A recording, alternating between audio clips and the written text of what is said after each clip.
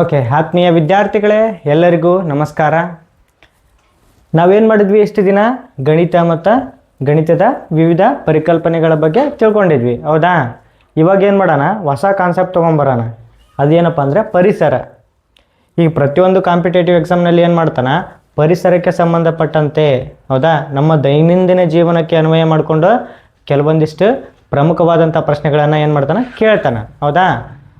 ಅದಕ್ಕೆ ಸಂಬಂಧಪಟ್ಟಂಗೆ ನಾವೇನು ಮಾಡೋಣ, ಇವತ್ತಿನ ತರಗತಿಯಲ್ಲಿ ಪರಿಸರದ ಬಗ್ಗೆ ತಿಳ್ಕೊಳ್ಳೋಣ ಅಂತ. ಓಕೆ, ಪರಿಸರಕ್ಕೆ ನಾವೇನಂತ ಕರಿತೀವಿ? ಆಂಗ್ಲ ಭಾಷೆಯಲ್ಲಿ ಎನ್ವಿರಾನ್ಮೆಂಟ್ ಅಂತ ಕರಿತೀವಿ, ಹೌದಾ?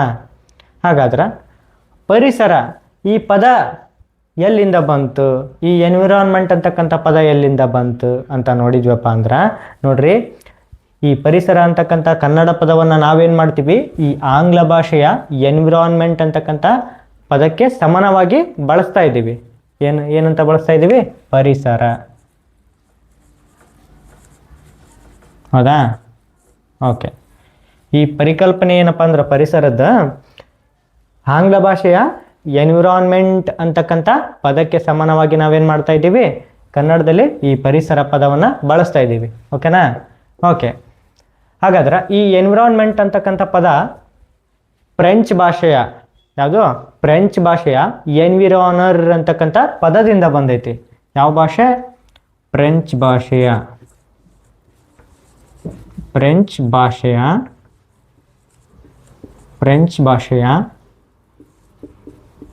ಎನ್ವಿರಾನರ್. ಈ ಎನ್ವಿರಾನರ್ ಅಂತಕ್ಕಂಥ ಪದದಿಂದ ಯಾವ ಪದ ಬಂದೈತಿ? ಈ ಎನ್ವಿರಾನ್ಮೆಂಟ್ ಅಂತಕ್ಕಂಥ ಪದ ಬಂದೈತಿ. ಹಾಗಾದ್ರೆ ಈ ಎನ್ವಿರಾನರ್ ಅಂದ್ರೆ ಏನಪ್ಪ ಅಂದರೆ, ಈ ಪದದ ಅರ್ಥ ಏನಂದರೆ ಸುತ್ತಲೂ, ನಮ್ಮ ಸುತ್ತಲೂ ಅಂತ ಅರ್ಥ. ಏನು? ನಮ್ಮ ಸುತ್ತಲೂ ಅಂತಕ್ಕಂಥ ಅರ್ಥ ಕೊಡುತ್ತೆ. ಯಾವ ಪದ? ಈ ಎನ್ವಿರಾನರ್, ಅಥವಾ ಇಂಗ್ಲೀಷಲ್ಲಿ ಇದಕ್ಕೆ ಏನಂತ ಕರಿತೀವಿ? To surround.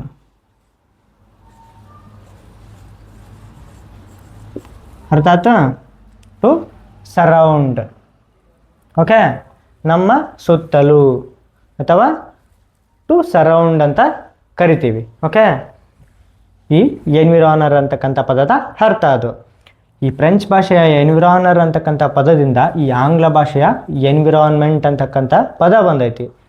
ಈ ಆಂಗ್ಲ ಭಾಷೆಯ ಎನ್ವಿರಾನ್ಮೆಂಟ್ ಪದಕ್ಕೆ ಸಮಾನವಾಗಿ ನಾವೇನು ಬಳಸ್ತಾ ಇದ್ದೀವಿ, ಕನ್ನಡದಲ್ಲಿ ಪರಿಸರ ಅಂತ ಪದನ ಬಳಸ್ತಾ ಇದ್ದೀವಿ. ಓಕೆ, ಹಾಗಾದ್ರೆ ಪರಿಸರ ಅಂದ್ರೇನು? ಪರಿಸರ ಅಂದ್ರೇನಪ್ಪ ಅಂದ್ರೆ, ನೋಡ್ರಿ, ನಾವು ದಿನನಿತ್ಯ ಜೀವನದೊಳಗೆ ಏನು ಕಾಣ್ತೀವಿ? ನಮ್ಮ ಸುತ್ತಮುತ್ತಲು ಗಿಡ, ಮರ, ಬಳ್ಳಿ, ಪ್ರಾಣಿ, ಪಕ್ಷಿ, ಮನುಷ್ಯರು, ಹೌದಾ, ಸೂಕ್ಷ್ಮಾಣು ಜೀವಿಗಳು, ಹೌದಾ, ಸಾಕಷ್ಟು ಜೀವ ಸಂಕುಲ ಮತ್ತು ಜೀವ ಇಲ್ಲದೆ ಇರತಕ್ಕಂಥ ಸಂಕುಲಗಳನ್ನು ನಾವೇನು ಮಾಡ್ತೀವಿ, ನಮ್ಮ ಸುತ್ತಮುತ್ತಲು ಕಾಣ್ತೀವಿ, ಹೌದಾ? ಕಟ್ಟಡಗಳನ್ನು ಕಾಣ್ತೀವಿ, ಕಾರ್ಖಾನೆಗಳನ್ನು ಕಾಣ್ತೀವಿ, ರೋಡ್ಗಳನ್ನು ಕಾಣ್ತೀವಿ, ನೀರು, ಸಾಗರ, ಸಮುದ್ರ, ಜಲಚರ ಪ್ರಾಣಿಗಳು, ಈ ಎಲ್ಲ ಅಂಶಗಳನ್ನು ನಾವೇನು ಮಾಡ್ತೀವಿ, ನಮ್ಮ ಸುತ್ತಮುತ್ತಲು ಕಂಡು ಬರ್ತಾವೆ, ಹೌದಾ? ಇದಕ್ಕೆ ನಾವೇನಂತ ಕರಿತೀವಿ? ಪರಿಸರ ಅಂತ ಕರಿತೀವಿ. ಏನಂತ ಕರಿತೀವಿ? ಪರಿಸರ ಅಂದ್ರೇನು? ನಮ್ಮ ಸುತ್ತಲೂ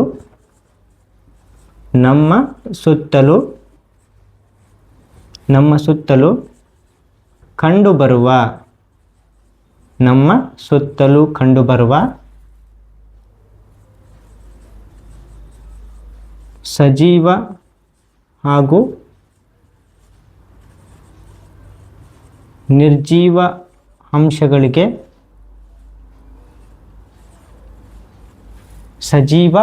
ನಿರ್ಜೀವ ಅಂಶಗಳಿಗೆ ಏನಂತ ಕರಿತೀವಿ? ಪರಿಸರ ಅಂತ ಕರಿತೀವಿ. ಪರಿಸರ ಎನ್ನುವರು. ಇನ್ ಜನರಲ್ ಆಗಿ ನಾವೇನು ಬಳಸ್ತೀವಿ? ನಮ್ಮ ಸುತ್ತಮುತ್ತಲೂ ಇರುವ ವಾತಾವರಣಕ್ಕೆ ನಾವೇನಂತ ಕರಿತೀವಿ? ಪರಿಸರ ಅಂತ ಬಳಸ್ತೀವಿ, ಹೌದಾ? ನಮ್ಮ ಸುತ್ತಲೂ ಕಂಡುಬರುವ ಸಜೀವ ಹಾಗೂ ನಿರ್ಜೀವ ಅಂಶಗಳಿಗೆ ನಾವೇನಂತ ಕರಿಬೋದು? ಈ ಪರಿಸರ ಅಂತ ಕರಿತೀವಿ. ಅರ್ಥ ಆಯ್ತು? ಓಕೆ, ನಮ್ಮ ಸುತ್ತಮುತ್ತಲು ಏನೇನು ಕಂಡು ಬರ್ತವೆ ಅಂತ ನಿಮ್ಗೆ ಆಲ್ರೆಡಿ ಗೊತ್ತೈತಿ. ಸಜೀವಿಗಳೊಳಗೆ ಪ್ರಾಣಿ, ಪಕ್ಷಿ, ಹೌದಾ, ಗಿಡ, ಮರ, ಬಳ್ಳಿ, ಹೌದಾ? ನಿರ್ಜೀವಿಗಳಿಗೆ ಉದಾಹರಣೆಗಳಂದರೆ ಕಟ್ಟಡಗಳು ಕಂಡು ಬರ್ತವು, ಕಾರ್ಖಾನೆಗಳು ಕಂಡು ಬರ್ತವು, ಹೌದಾ? ಮತ್ತು ರೋಡ್ಗಳು ಕಂಡು ಬರ್ತವು, ಸಾಗರ ಸಮುದ್ರಗಳು ಕಂಡು ಬರ್ತವು. ಆ ಸಾಗರ ಸಮುದ್ರಗಳಲ್ಲಿ ಏನು ಕಂಡು ಬರ್ತವು? ಜಲಚರ ಪ್ರಾಣಿಗಳು ಕಂಡು ಬರ್ತವು. ಇದೆಲ್ಲ ಏನಿದು? ಸಜೀವಿ ಮತ್ತು ನಿರ್ಜೀವಿ ಅಂಶಗಳಿವು, ಹೌದಾ? ಈ ಸಜೀವಿ ಮತ್ತು ನಿರ್ಜೀವಿ ಅಂಶಗಳನ್ನು ಒಳಗೊಂಡಿರ್ತಕ್ಕಂಥ ನಮ್ಮ ಸುತ್ತಮುತ್ತಲಿನ ವಾತಾವರಣಕ್ಕೆ ನಾವೇನಂತ ಕರಿತೇವೆ? ಪರಿಸರ ಅಂತ ಕರಿತೇವೆ. ಅರ್ಥ ಆಯ್ತು ರೀ? ಓಕೆ. ಹಾಗಾದ್ರೆ ನಾವು ಪ್ರಮುಖವಾಗಿ ಏನು ಮಾಡ್ತೀವಿ? ಪರಿಸರವನ್ನು ನಮ್ಮ ಅಧ್ಯಯನಕ್ಕೋಸ್ಕರ 3 ವಿಧಗಳನ್ನಾಗಿ ವಿಂಗಡಿಸ್ತೇವೆ. ಎಷ್ಟು ವಿಧಗಳು? 3 ವಿಧಗಳು. ಪರಿಸರದ ವಿಧಗಳು. ಪರಿಸರದ ವಿಧಗಳು ಅವು ಯಾವ್ಯಾವಪ್ಪ ಅಂದ್ರೆ ನೋಡ್ರಿ, ಒಂದನೇದ್ದು ಭೌತಿಕ ಪರಿಸರ.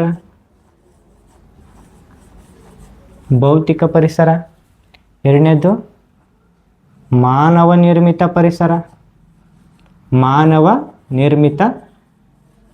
ಪರಿಸರ. ಲಾಸ್ಟ್ ಒನ್ ಯಾವುದು? ಸಾಮಾಜಿಕ ಪರಿಸರ.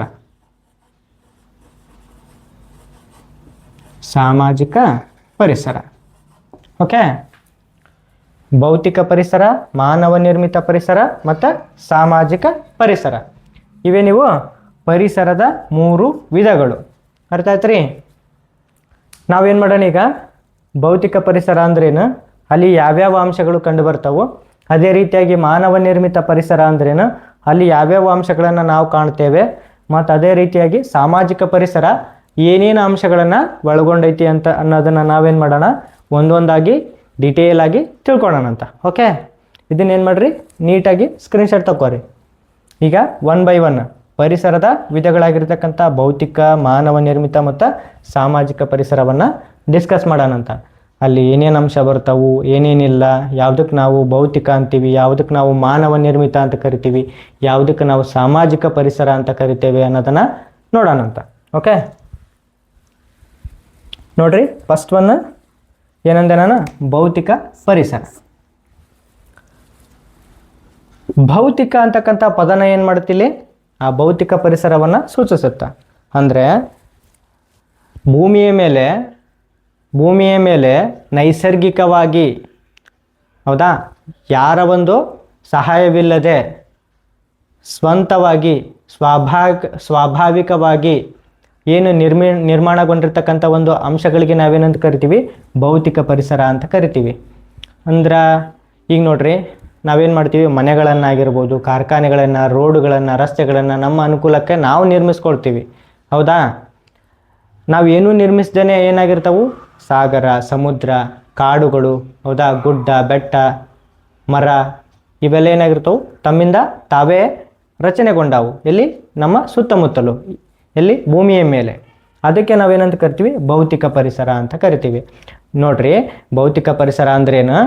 ನಮ್ಮ ಸುತ್ತಲೂ ಕಂಡು ಬರ್ತಕ್ಕಂಥ ಜೈವಿಕ ಹಾಗೂ ಅಜೈವಿಕ ಅಂಶಗಳನ್ನು ಒಳಗೊಂಡಿರ್ತಕ್ಕಂಥ ಪರಿಸರಕ್ಕೆ ನಾವೇನಂತ ಕರಿತೇವೆ?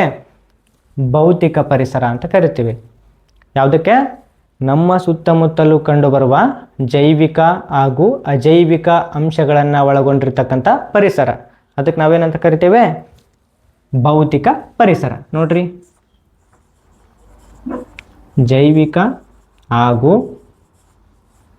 ಅಜೈವಿಕ ಅಂಶಗಳನ್ನು ಒಳಗೊಂಡಿರುವ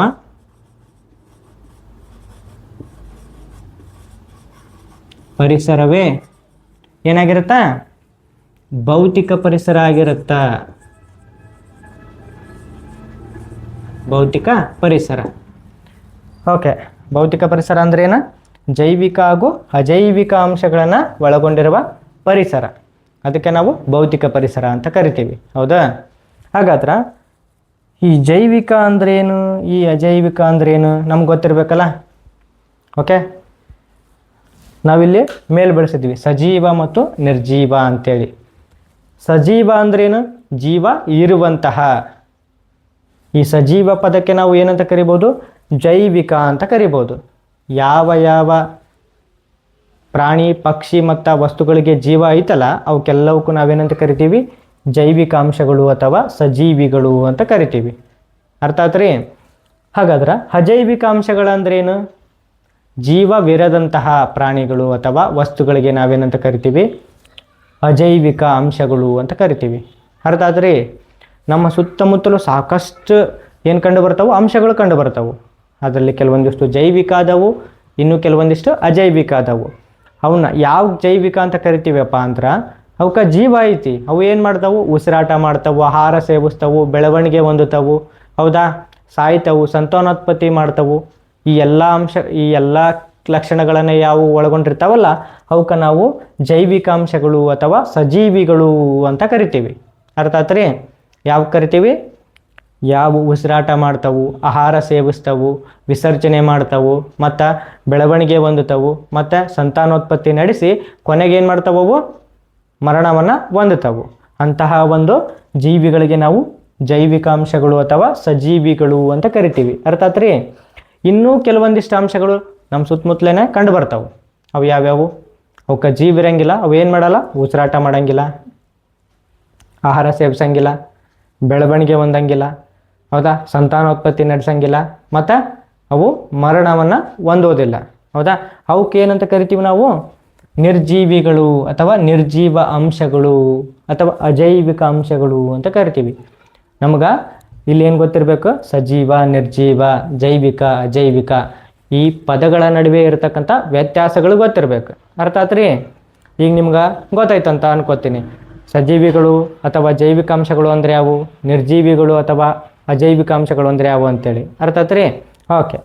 ಹಾಗಾದ್ರೆ ನಾವೇನು ಮಾಡೋಣಿಲ್ಲ, ಜೈವಿಕ ಅಂಶಗಳಿಗೆ ಮತ್ತು ಅಜೈವಿಕ ಅಂಶಗಳಿಗೆ ಕೆಲವೊಂದಿಷ್ಟು ಉದಾಹರಣೆಗಳನ್ನು ನೋಡೋಣಂತ. ಜೈವಿಕ ಅಂಶಗಳು ಮತ್ತು ಅಜೈವಿಕ ಅಂಶಗಳು.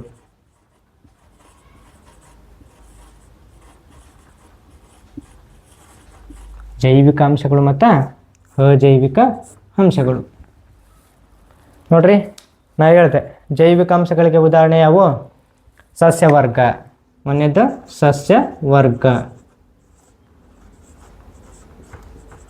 ಅದೇ ರೀತಿಯಾಗಿ ಪ್ರಾಣಿ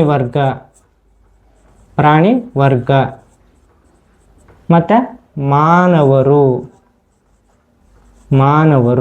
ಮತ್ತು ಸೂಕ್ಷ್ಮಾಣುಜೀವಿಗಳು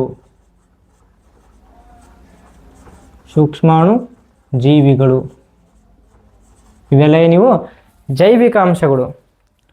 ನಮ್ಮ ಸುತ್ತಮುತ್ತಲು ಸಸ್ಯವರ್ಗ ಕಂಡು ಬರುತ್ತಾ, ಪ್ರಾಣಿ ವರ್ಗಗಳು ಕಂಡು ಬರ್ತಾವು, ನಾವು ಮಾನವರು ಕಂಡು ಬರ್ತೇವೆ, ಅದೇ ರೀತಿಯಾಗಿ ಸೂಕ್ಷ್ಮಾಣುಜೀವಿಗಳು ಕಂಡು ಬರ್ತಾವು. ಇವೆಲ್ಲ ಏನಿವು? ಜೈವಿಕ ಅಂಶಗಳು. ಇವೇನು ಮಾಡ್ತಾವು? ಆಹಾರ ಸೇವಿಸ್ತಾವು, ಬೆಳವಣಿಗೆ ಹೊಂದುತ್ತವು, ಉಸಿರಾಟ ಮಾಡ್ತಾವು, ಸಂತಾನೋತ್ಪತ್ತಿ ನಡೆಸ್ತಾವು, ಕೊನೆಗೆ ಮರಣವನ್ನು ಹೊಂದುತ್ತವು. ಯಾವು? ಈ ಜೈವಿಕ ಅಂಶಗಳು. ಓಕೆ. ಹಾಗಾದ್ರೆ ಅಜೈವಿಕ ಅಂಶಗಳಲ್ಲಿ ಯಾವ್ಯಾವ ಬರ್ತಾವೆ ಅಂದ್ರೆ ನೋಡ್ರಿ, ಭೂಸ್ವರೂಪ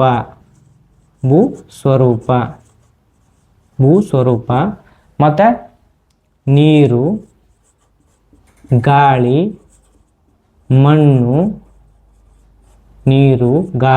ಮಣ್ಣು ಇತ್ಯಾದಿ. ಓಕೆ. ನೋಡ್ರಿ, ಅಜೈವಿಕ ಅಂಶಗಳು ಯಾವುವು? ಭೂಸ್ವರೂಪ, ನೀರು, ಗಾಳಿ, ಮಣ್ಣು ಇತ್ಯಾದಿ. ಇವೆಲ್ಲ ಭೌತಿಕ ಪರಿಸರದಲ್ಲಿ ಬರ್ತಕ್ಕಂಥ ಎರಡು ಅಂಶಗಳು, ಜೈವಿಕ ಅಂಶಗಳು ಮತ್ತು ಅಜೈವಿಕ ಅಂಶಗಳು. ನೋಡ್ರಿ, ನಮ್ಮ ಅಂದ್ರೆ ಮಾನವರ ಒಂದು ಅಸ್ತಿತ್ವ ಈ ಭೂಮಿ ಮೇಲೆ ಐತ್ಯಪ್ಪ ಅಂದ್ರೆ ಅದಕ್ಕೆ ಅತ್ಯಂತ ಪ್ರಮುಖವಾದಂಥವು ಯಾವುವು? ಈ ಭೌತಿಕ ಪರಿಸರದಲ್ಲಿ ಬರ್ತಕ್ಕಂಥ ಈ ಜೈವಿಕ ಮತ್ತು ಅಜೈವಿಕ ಅಂಶಗಳು ಕಾರಣ ಆಗ್ಯಾವಂತ ಹೇಳಲಿಕ್ಕೆ ನಮಗೇನು ಮುಜುಗರ ಇಲ್ಲ. ಯಾಕಂದ್ರೆ ನೋಡ್ರಿ, ನಾವು ಮಾನವರು ಬದುಕಬೇಕಪ್ಪ ಅಂದ್ರೆ ಈ ಸಸ್ಯವರ್ಗ ಇರಬೇಕು. ಈ ಸಸ್ಯವರ್ಗ ಇದ್ದಾಗ ಮಾತ್ರ ಈ ಪ್ರಾಣಿ ವರ್ಗ ಮತ್ತು ಮಾನವರು, ಈ ಸೂಕ್ಷ್ಮಾಣುಜೀವಿಗಳು ಏನಾಗ್ಯಾವು ಈ ಭೂಮಿ ಮೇಲೆ ಅಸ್ತಿತ್ವದಲ್ಲಿ ಇನ್ನೂ ಅದಾವು. ಯಾಕಂದ್ರೆ ನೋಡ್ರಿ, ಈ ಸಸ್ಯಗಳನ್ನು ತಿಂದು ಏನು ಮಾಡ್ತಾವು? ಪ್ರಾಣಿಗಳು ಬದುಕ್ತಾವು, ಹೌದಾ? ಈ ಸಸ್ಯ ಮತ್ತು ಪ್ರಾಣಿಗಳನ್ನು ತಿಂದು ನಾವು ಮಾನವರು ಈ ಭೂಮಿ ಮೇಲೆ ಏನು ಮಾಡೀವಿ? ನಮ್ಮ ಒಂದು ಹಿಡಿತವನ್ನು ಸಾಧಿಸೀವಿ. ಅರ್ಥ ಆಯ್ತಾ? ಬರೀ ಈ ಜೈವಿಕ ಅಂಶಗಳಷ್ಟೇ ಅಲ್ಲ, ಅದೇ ರೀತಿಯಾಗಿ ಅಜೈವಿಕ ಅಂಶಗಳಾಗಿರುವಂತಹ ಭೂಸ್ವರೂಪ, ನೀರು, ಗಾಳಿ, ಮಣ್ಣು. ನೋಡ್ರಿ, ಒಂದು 5 ನಿಮಿಷ ನಮ್ಗೆ ಆಕ್ಸಿಜನ್ ಇಲ್ಲ ಅಂದ್ರೆ ಏನಾಗುತ್ತಾ? ನಮ್ಮ ಉಸಿರು ನಿಂತೋಗುತ್ತೆ. ನೀರು ಒಂದು 2-3 ದಿನ ನೀರಿಲ್ಲ ಅಂದ್ರೆ ನಮ್ಮ ಮರಣ ಖಂಡಿತ. ನೋಡ್ರಿ, ನಾವು ಜೈವಿಕ ಅಂಶಗಳ ಆಗೀವಿ, ನಮ್ಗೆ ಜೀವ ಐತಿ. ಆದ್ರೆ ನಮ್ಗೆ ಜೀವ ಐತಲ್ಲ, ಈ ಜೀವ ಕೊನೆಯವರೆಗೂ ಇರಬೇಕಪ್ಪ ಅಂದ್ರೆ ಅದಕ್ಕೆ ಈ ಅಜೈವಿಕ ಅಂಶಗಳು ಎಷ್ಟು ಪ್ರಾಮುಖ್ಯತೆಯನ್ನು ಹೊಂದಿದಾವೆ ಅಂತೇಳಿ ನೀವು ತಿಳ್ಕೊಬೇಕಾಗತ್ತೆ. ಅರ್ಥ ಆಯ್ತಾ? ಇನ್ನೊಂದು ರೀತಿಯಾಗಿ ಪರಿಸರ ಅಂದ್ರೆ ಏನಂದ್ರೆ, ಜೈವಿಕ ಅಂಶಗಳು ಯಾವ ರೀತಿಯಾಗಿ ಅಜೈವಿಕ ಅಂಶಗಳೊಂದಿಗೆ ಹೊಂದಾಣಿಕೆಯನ್ನು ಮಾಡಿಕೊಂಡಾವು ಅನ್ನೋದನ್ನು ಕುರಿತು ಅಧ್ಯಯನ ಮಾಡುವಂಥ ಒಂದು ಶಾಸ್ತ್ರಕ್ಕೆ ನಾವು ಪರಿಸರ ಅಂತಲೂ ಕರಿಬೋದು. ನೋಡ್ರಿ, ನಾವೇನು ಸೃಷ್ಟಿ ಮಾಡಿಲ್ಲ ಮಾನವರು. ಈ ಭೌತಿಕ ಪರಿಸರ ತನ್ನಿಂದ ತಾನೇ ರಚನೆ ಆಗೈತಿ, ಹೌದಾ? ಸಸ್ಯವರ್ಗ ನಾವೇನು ರಚನೆ ಮಾಡಿಲ್ಲ, ಸಸ್ಯವರ್ಗ ತನ್ನಿಂದ ತಾನೇ ಏನಾಗೈತಿ? ರಚನೆ ಆಗೈತಿ. ಪ್ರಾಣಿ ವರ್ಗ, ಸೂಕ್ಷ್ಮಾಣು ಜೀವಿಗಳು, ಹೌದಾ? ಮಾನವರು ಮಾತ್ರ ಏನು ಮಾಡೀವಿ ನಾವು? ಸಂತಾನೋತ್ಪತ್ತಿ ನಡೆಸಿ ನಮ್ಮ ಜನಸಂಖ್ಯೆ ಏನಾಗೈತಿ? ಜಾಸ್ತಿಯಾಗಿ ಭೂಮಿಯ ಮೇಲೆ ಆಧಿಪತ್ಯ ಸಾಧಿಸಿ ಭೂಮಿ ಮೇಲೆ ಜಾಗ ಇಲ್ದ ನಾವೇನು ಮಾಡಕತ್ತೀವಿ? ಮತ್ತು ಅನ್ಯ ಗ್ರಹಗಳನ್ನು ಕೂಡ ನಮ್ಮ ವಾಸಸ್ಥಾನಕ್ಕೆ ಯೋಗ್ಯ ಅದಾವ ಇಲ್ಲ ಅಂತೇಳಿ ಹುಡ್ಕಾಕತ್ತೀವಿ. ಅರ್ಥ ಆಯ್ತಾ? ಓಕೆ, ಈಗ ಏನು ಮಾಡಿದ್ವಿ ನಾವು? ಭೌತಿಕ ಪರಿಸರದ ಕುರಿತು ಸಂಪೂರ್ಣವಾಗಿ ತಿಳ್ಕೊಂಡಿವಿ. ಭೌತಿಕ ಪರಿಸರ ಅಂದರೆ ಏನಂತ ಹೇಳಿದ್ವಿ? ಜೈವಿಕ ಹಾಗೂ ಅಜೈವಿಕ ಅಂಶಗಳನ್ನು ಒಳಗೊಂಡಿರುವ ಪರಿಸರ, ಅದು ಭೌತಿಕ ಪರಿಸರ. ಅದರಲ್ಲಿ ನಾವು 2 ಅಂಶಗಳನ್ನು ಕಾಣ್ತೀವಿ, ಒಂದು ಜೈವಿಕ ಅಂಶಗಳು, ಇನ್ನೊಂದು ಅಜೈವಿಕ ಅಂಶಗಳು. ಓಕೆನಾ? ಜೈವಿಕ ಅಂಶಗಳಲ್ಲಿ ಸಸ್ಯವರ್ಗ ಬರುತ್ತಾ, ಪ್ರಾಣಿ ವರ್ಗ ಬರುತ್ತಾ, ಮಾನವರು ಬರ್ತಾರ, ಮತ್ತು ಈ ಸೂಕ್ಷ್ಮಾಣು ಜೀವಿಗಳು ಕೂಡ ಬರ್ತಾವು. ಅದೇ ರೀತಿಯಾಗಿ ಈ ಅಜೈವಿಕ ಅಂಶಗಳಲ್ಲಿ ನೋಡ್ರಿ, ಭೂಸ್ವರೂಪ ಅಂದ್ರೆ ಏನು? ಮಣ್ಣು, ಹೌದಾ? ಈ ಭೂಮಿ ಯಾವ ರೀತಿ ಆಗೈತಿ? ಈ ಭೂಸ್ವರೂಪದಲ್ಲಿ ಬರ್ತಕ್ಕಂಥ ಧಾತುಗಳು ಬರ್ತಾವು, ನೈಸರ್ಗಿಕ ಧಾತುಗಳು, ಹೌದಾ? ಅದೇ ರೀತಿಯಾಗಿ ನೀರು. ನೋಡ್ರಿ, ನಮ್ಮ ದಿನನಿತ್ಯ ಬಳಕೆಗೆ ನೀರನ್ನು ನಾವು ಎಷ್ಟು ಅವಲಂಬಿಸಿವಿ. ನೋಡ್ರಿ, ಗಾಳಿಯೊಳಗೆ ಏನೈತಿ? ಆಮ್ಲಜನಕ ಐತಿ. 21% ಏನೈತಿ? ಆಮ್ಲಜನಕ ಐತಿ. ಆ ಆಮ್ಲಜನಕವನ್ನು ಬಳಸಿ ನಾವೇನು ಮಾಡ್ತೀವಿ? ಉಸಿರಾಟ ನಡೆಸ್ತೀವಿ. ಅದೇ ರೀತಿಯಾಗಿ ಮಣ್ಣು ಇದ್ದಾಗ ಮಾತ್ರ ಏನಾಗ್ಯಾವು? ಈ ಸಸ್ಯಗಳು ಜೀವಂತಾಗಿ ಅದಾವು. ಆ ಸಸ್ಯಗಳು ಜೀವಂತವಾಗಿದ್ದಕ್ಕೆ ನಾವೇನದೀವಿ? ಜೀವಂತವಾಗಿ ಅದೀವಿ. ಓಕೆ, ಈಗ ನಾನೇನು ಅನ್ಕೋತೀನಿ? ಈ ಭೌತಿಕ ಪರಿಸರದ ಬಗ್ಗೆ ಕಂಪ್ಲೀಟಾಗಿ ನಿಮ್ಗೆ ಅರ್ಥ ಆಯ್ತು ಅನ್ಕೊತೀನಿ. ಈಗ ನೆಕ್ಸ್ಟ್ ಏನು ಮಾಡೋಣ? ನಾವು ಮಾನವ ನಿರ್ಮಿತ ಪರಿಸರದ ಬಗ್ಗೆ ತಿಳ್ಕೊಳ್ಳೋಣ. ಯಾವುದು? ಮಾನವ ನಿರ್ಮಿತ ಪರಿಸರ.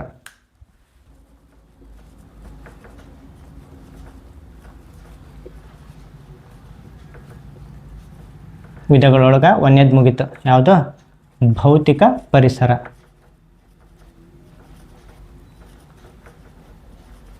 ನೋಡ್ರಿ, ಅದೇ ರೀತಿಯಾಗಿ 2ನೇದು ಯಾವುದು? ಮಾನವ ನಿರ್ಮಿತ ಪರಿಸರ.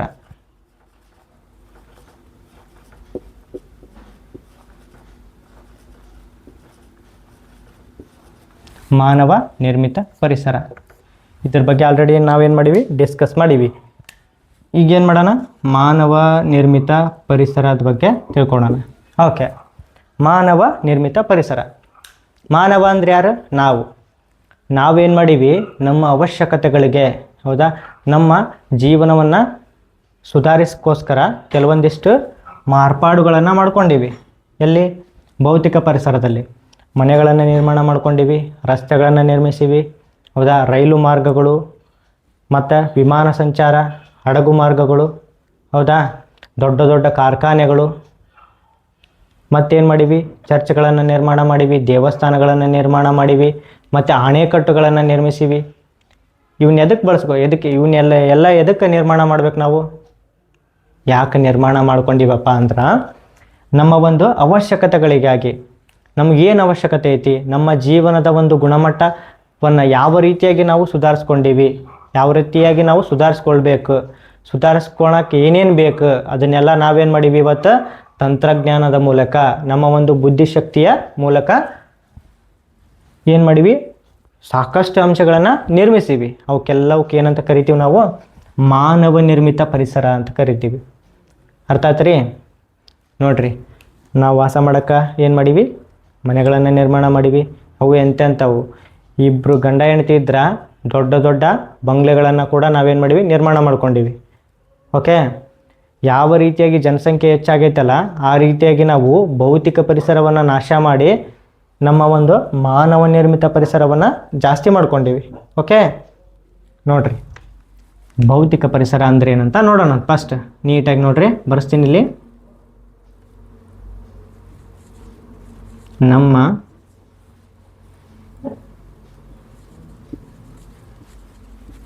ಅವಶ್ಯಕತೆಗಳಿಗೆ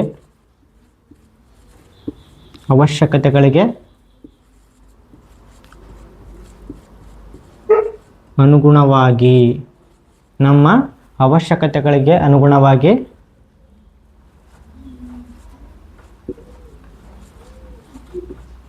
ನಿರ್ಮಿಸಿರುವ ಪರಿಸರವನ್ನು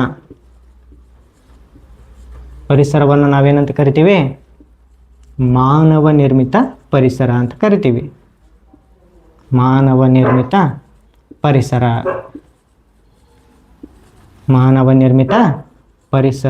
ಎನ್ನುವರು. ಓಕೆ, ನೋಡ್ರಿ ಇಲ್ಲಿ ನಮ್ಮ ಅವಶ್ಯಕತೆಗಳಿಗೆ ಅನುಗುಣವಾಗಿ ನಿರ್ಮಿಸಿರತಕ್ಕಂಥ ಒಂದು ಪರಿಸರವನ್ನು ನಾವೇನಂತ ಕರಿತೀವಿ? ಮಾನವ ನಿರ್ಮಿತ ಪರಿಸರ ಅಂತ ಕರಿತೀವಿ. ಓಕೆ, ನೋಡ್ರಿ ಅದರಲ್ಲಿ ಯಾವ್ಯಾವ ಬರ್ತಾವೆ ಉದಾಹರಣೆಗೆ ನೋಡ್ರಿ.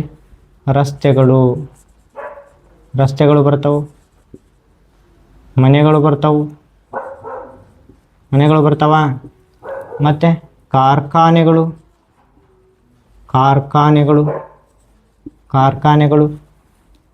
ರೈಲು ಮಾರ್ಗಗಳು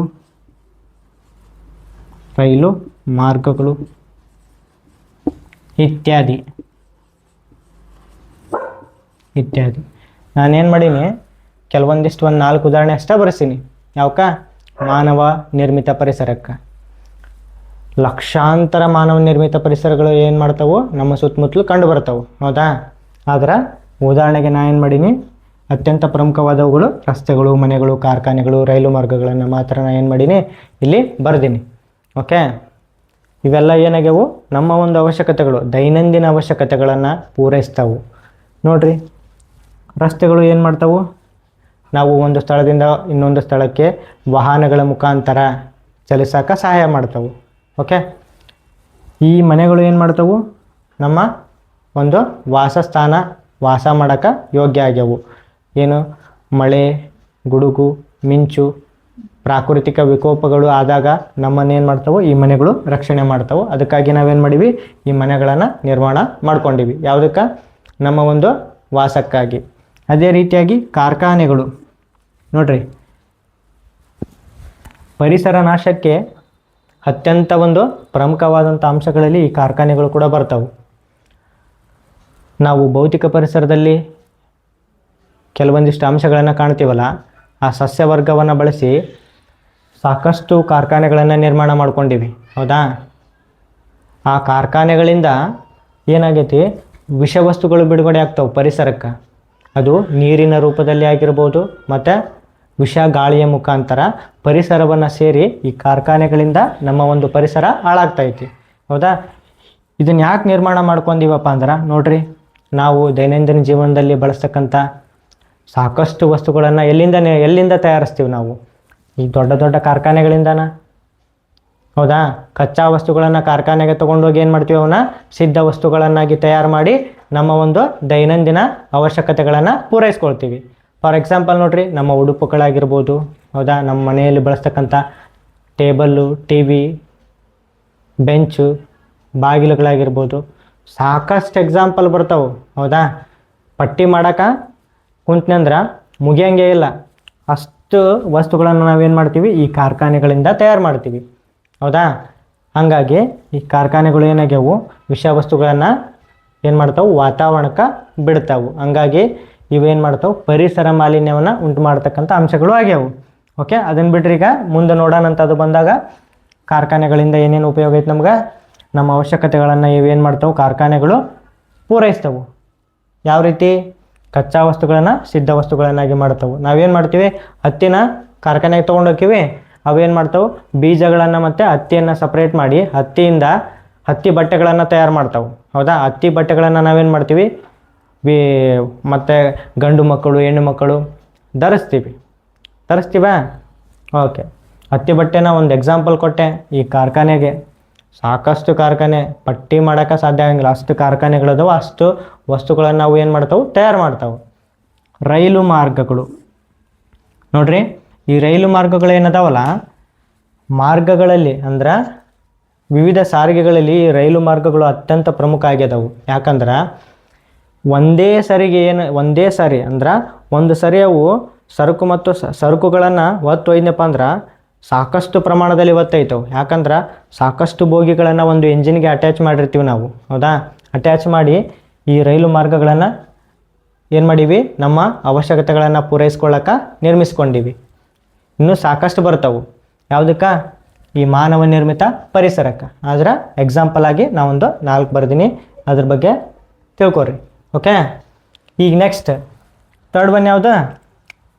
ಈಗ 2ನೇದು ಮುಗೀತಿ, ಮಾನವ ನಿರ್ಮಿತ ಪರಿಸರ. 3ನೇದು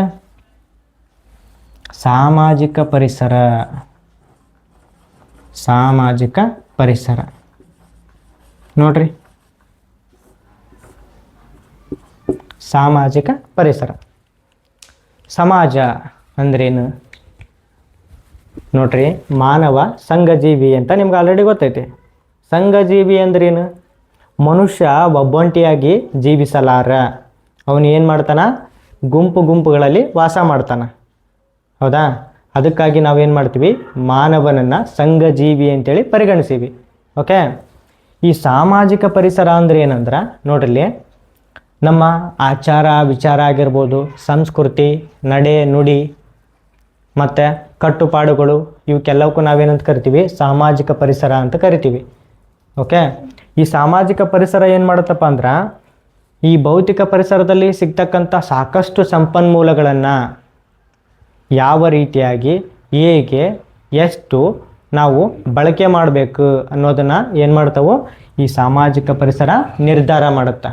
ಓಕೆ, ನೋಡ್ರಿ, ಈ ಭೌತಿಕ ಪರಿಸರದ ಮೇಲೆ ಮತ್ತು ಮಾನವ ನಿರ್ಮಿತ ಪರಿಸರದ ಮೇಲೆ ಅತ್ಯಂತ ಹಿಡಿತ ಸಾಧಿಸಿರುವಂಥದ್ದು ಯಾವುದು? ಈ ಸಾಮಾಜಿಕ ಪರಿಸರ.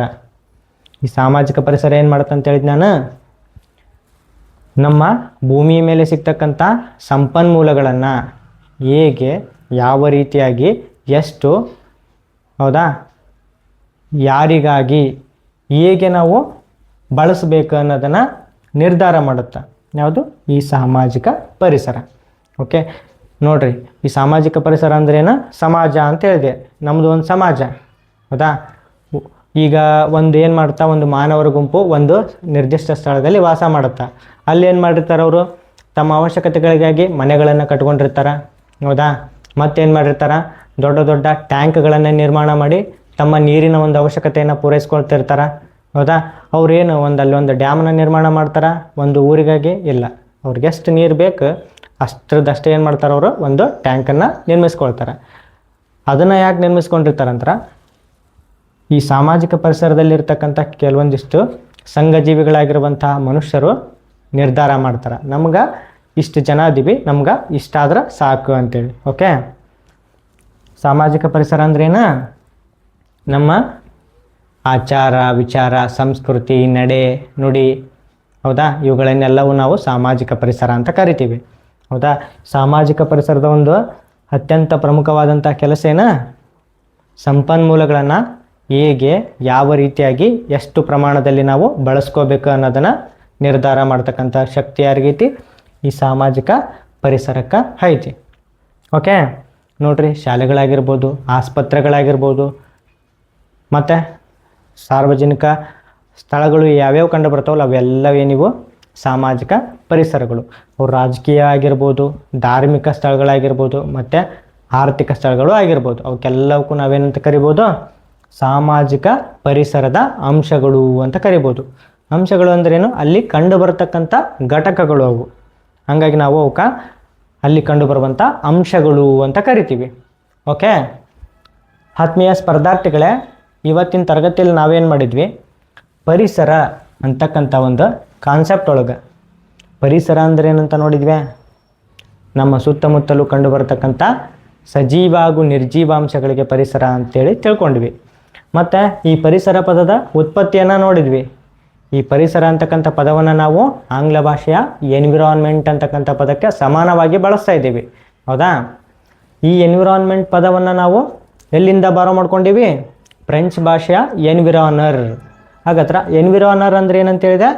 ನಮ್ಮ ಸುತ್ತಲೂ ಅಥವಾ ಸುತ್ತಮುತ್ತಲು, ಟು ಸರೌಂಡ್ ಅಂತ ಕರಿತೀವಲ್ಲ, ಆ ಅರ್ಥವನ್ನು ಅದು ಕೊಡುತ್ತಾ. ಯಾವುದು? ಎನ್ವಿರಾನರ್. ಮುಂದುವರೆದು ನಾವೇನು ಮಾಡಿದ್ವಿ? ಪರಿಸರದಲ್ಲಿ ಕಂಡು ಬರ್ತಕ್ಕಂಥ ವಿಧಗಳನ್ನು ನೋಡಿದ್ವಿ.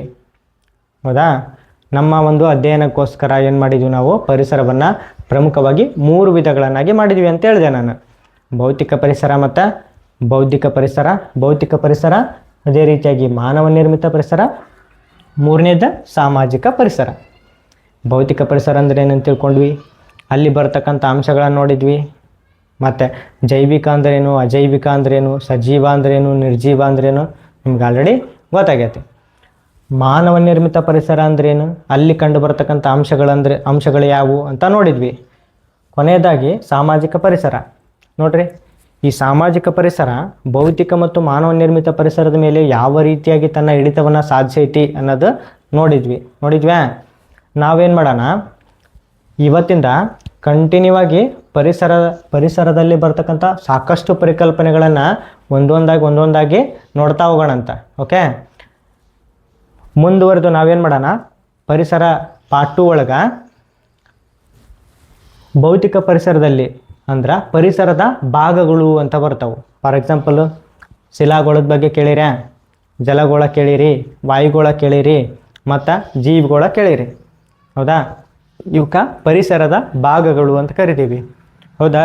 ಈ 4 ಭಾಗಗಳ ಬಗ್ಗೆ ನಾವೇನು ಮಾಡೋಣ, ಸಂಪೂರ್ಣವಾಗಿ ಡಿಸ್ಕಸ್ ಮಾಡೋಣಂತ. ಓಕೆ, ಅಲ್ಲಿ ಏನು ಕಂಡು ಬರುತ್ತಾ, ಶಿಲಾಗೋಳದೊಳಗೆ ಏನು ಕಂಡು ಬರುತ್ತಾ, ವಾಯುಗೋಳದೊಳಗೆ ಏನು ಕಂಡು ಬರುತ್ತಾ, ಅದು ಯಾವ ರೀತಿ ಇರುತ್ತಾ, ಅಲ್ಲಿ ಏನೇನು ಅಂಶಗಳು ಕಂಡು ಬರ್ತಾವು, ಮತ್ತು ಜೀವಿಗೋಳದಲ್ಲಿ ಏನೇನು ಅಂಶಗಳು ಕಂಡು ಬರ್ತಾವು, ಜಲಗೋಳದಾಗ ಏನೇನು ಕಂಡು ಬರುತ್ತಾ, ಹಂಗಂದ್ರೇನು, ಅದು ಯಾವ ರೀತಿ ಇರುತ್ತಾ ಅನ್ನೋದನ್ನು ಕಂಪ್ಲೀಟಾಗಿ ಡಿಸ್ಕಸ್ ಮಾಡೋಣಂತ. ಓಕೆ, ನಾನು ಹೇಳಿದ ಕಾನ್ಸೆಪ್ಟು ನಿಮ್ಗೆ ಅರ್ಥ ಆಗೈತೆ ಅಂತ ಅನ್ಕೊತೀನಿ.